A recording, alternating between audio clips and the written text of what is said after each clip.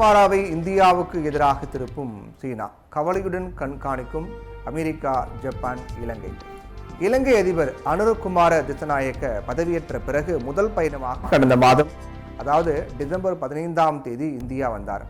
அதுக்கு பிறகு இரண்டாவது பயணமாக சீனா பயணம் அமைந்தது அவருக்கு. இப்போ என்ன விஷயம்னா, இந்த நிலையில இலங்கை மீண்டும் சீனா பக்கம் சாய்ந்து விடுமோ அப்படிங்கிற சந்தேகம் எழுவது இயற்கை தான். சீனா அதிபர் ஜி ஜின்பிங் அழைப்பின் பேரில் தான் இந்த பயணத்தை திசநாயக்க மேற்கொண்டிருப்பதாக சீன வெளிவிவகார அமைச்சகத்தின் அதிகாரப்பூர்வ இணையதளம் சொல்லுது. திசநாயக்காவினுடைய இந்திய பயணத்தின் போது 1500 இலங்கை அரசு பணியாளர்களுக்கு இந்தியாவினால் பயிற்சி, பாடநெறி வேலை திட்டம் மற்றும் இரு நாடுகளுக்கு இடையில் காணப்படுகின்ற வரி நடைமுறைகளில் இருதரப்பு வரிகளை இல்லாது செய்யும் வகையிலான புரிந்துணர்வு உடன்படிக்கை அப்படின்னு 2 உடன்படிக்கைகள் இந்தியாவுடன் கையெழுத்திடப்பட்டது. அப்போ பொருளாதார மற்றும் தொழில்நுட்ப ஒத்துழைப்பு உடன்படிக்கையான எட்கா ஒப்பந்தம் ஏற்படுத்துவது குறித்தும் ஆலோசிக்கப்பட்டது. ஆனால் இந்த உடன்பாட்டை ஏற்படுத்துவது குறித்து இலங்கையில் சர்ச்சை எழுந்திருக்கிறது. இதற்கு முன்பிருந்த மைத்ரிபால சிறிசேன, ரணில் விக்ரமசிங்கே அரசுகளுடன் கடந்த 2016ஆம் ஆண்டு முதலே இந்தியா பேச்சுவார்த்தை நடத்தி வருது.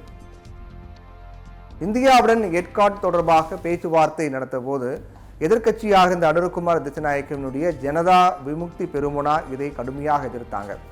ஆனால் 2 தரப்புக்கும் இடையில் வர்த்தக நடவடிக்கைகளை வலுப்படுத்துவதற்காக எட்கா உடன்படிக்கை உடனடியாக கைச்சாத்திட முயற்சிக்கின்றோம் அப்படின்னு பிரதமர் மோடியுடன் கூட்டாக நடைபெற்ற செய்தியாளர்கள் சந்திப்பில் அனுரகுமார திசநாயக்க தெரிவித்தது தான் சர்ச்சையாக்கப்பட்டிருக்கிறது. இந்த உடன்படிக்கையில் இலங்கையில் உள்நாட்டு உற்பத்தியாளர்களை பாதிக்கும் வகையிலான விடயங்கள், தொழிலாளர்களுக்கு பாதிப்பு ஏற்படுத்தும் விடயங்கள், ஊழியர்களுக்கு பாதிப்பு ஏற்படுத்தும் விடயங்கள் குறித்து கடந்த 10 ஆண்டுகளாகவே விவாதித்து வரும். இதையெல்லாம் தவிர்த்துவிட்டு இந்த உடன்படிக்கையை ஏற்படுத்த அனுரம் முன்வந்தால் அது இலங்கைக்கு பேரழிவாகவே இருக்கும் அப்படின்னு முன்னாள் அமைச்சரும் பௌத்த அமைப்பினுடைய தலைவருமான உதயம் கம்மன்பிள்ளை என்பவர் சொல்லியிருப்பதாக தகவல்கள்லாம் வெளியாக இருக்கிறது. ஆனால் எட்கா குறித்து விவாதம் மட்டுமே நடைபெற்று வருது என்றும் இதை பெரிதாக்க வேண்டியது இல்லை என்றும் இலங்கை வெளியுறவுத்துறை அமைச்சர் விஜித்த ஹேரத் தெரிவித்திருக்காரு. இந்த சூழ்நிலையில் அனுரகுமார திசநாயக்கனுடைய சீன பயணம் அது தீவிரமாக கண்காணிக்கக்கூடிய ஒரு நிலை ஏற்பட்டிருக்கிறது. இந்தோ பசிபிக் பகுதியில் சீனாவின் ஆதிக்கம் அதிகரித்து விடக்கூடாது என்பதில் இந்தியா ரொம்ப கவனமாக இருக்க வேண்டியிருக்கிறது. மேலும் சீனாவினுடைய வடக்கு கிழக்கு பகுதி முதலீடுகள் இந்தியாவின் பாதுகாப்புக்கு நேரடியான அச்சுறுத்தலை ஏற்படுத்தும் என்பதையும் இந்தியா கவனத்தில் கொள்ள வேண்டியிருக்கிறது.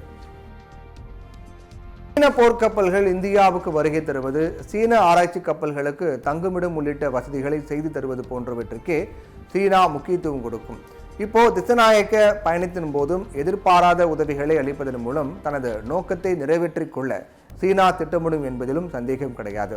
அதோடு இந்தியா செய்திருக்கக்கூடிய முதலீடுகளுக்கு இணையான முதலீடுகளை செய்து சீனா இலங்கையை வசப்படுத்தும் வாய்ப்பு இருக்கிறது. அதனால இந்தியா அனுரகுமார திசநாயக்கனுடைய சீன பயணத்தை எச்சரிக்கையோடு கண்காணிப்பது அவசியமாகிறது. இந்தியா மட்டுமல்ல, அமெரிக்கா, ஜப்பான் போன்ற நாடுகளும் கூட சைலண்டாக இதை கண்காணிக்கும் அப்படிங்கிற எந்தவித சந்தேகமும் கிடையாது.